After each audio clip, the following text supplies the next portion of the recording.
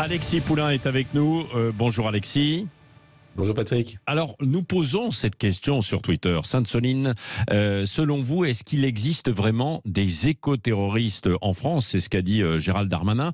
Quelle est votre réaction, vous, sur ce qui s'est passé, en tout cas, ce week-end, Alexis Poulain? Alors, deux choses. D'abord, le mot du ministre de l'Intérieur, éco-terrorisme, qui est là pour faire peur, pour faire le buzz, encore une fois, montrer du doigt la violence d'un camp et en minimisant celle d'un autre.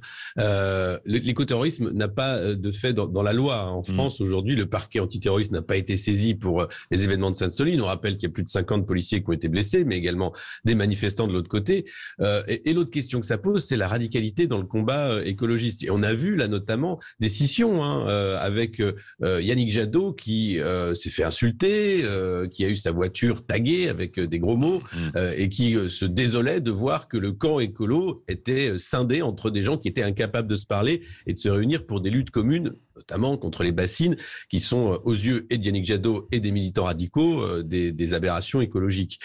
Donc il y a un vrai problème. Et puis on ne sait pas comment le résoudre. C'est pas nouveau qu'il y ait une certaine radicalité écologiste, mais là ça prend des degrés inédits et surtout une visibilité qu'il n'avait pas auparavant. On se rappelle tous, bien sûr, des actions de Greenpeace qui ont été un des premiers à faire un peu d'agit-prop pour l'écologie avec leur navire, le Rainbow Warrior.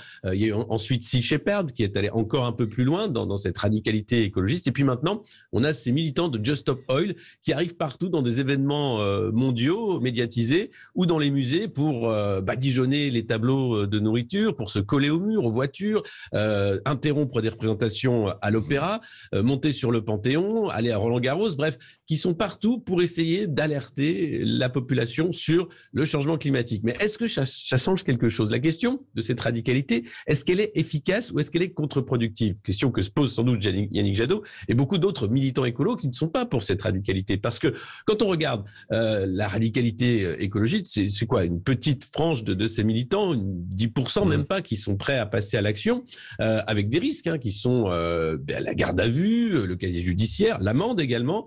Mais on sent une sorte de laisser faire, puisque dans les musées, on n'a pas vu les gardiens de musée arriver et empêcher les militants de faire leurs actes.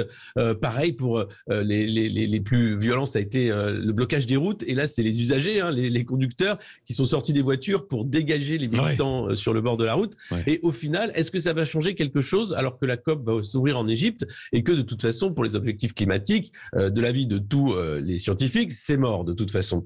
Et puis l'autre question, c'est est-ce qu'on peut revoir les rapports du GIEC qui s'accumulent depuis des années et est-ce qu'on est sûr qu'on est sur les courbes qu'ils avaient annoncées? Est-ce que quelque chose peut changer par l'action humaine ou bien est-ce que finalement le climat va changer parce que il va changer? C'est des cycles planétaires qui nous dépassent. Alors peut-être que l'action humaine, sans doute, avec le carbone notamment, a accéléré certaines choses, mais est-ce que maintenant demander toujours plus d'efforts sur la vitesse, sur le scooter, sur la voiture, sur finalement sa trace personnelle carbone, est-ce que c'est pas là un nouveau moyen de contrôler, de faire peur, d'arriver à faire en sorte qu'il y ait une anxiété encore plus grande dans la société, encore moins palpable, parce que finalement, c'est pas nos petites actions dérisoires qui vont changer rapidement quoi que ce soit au climat. On est sur des centaines d'années pour que l'effet se fasse sentir.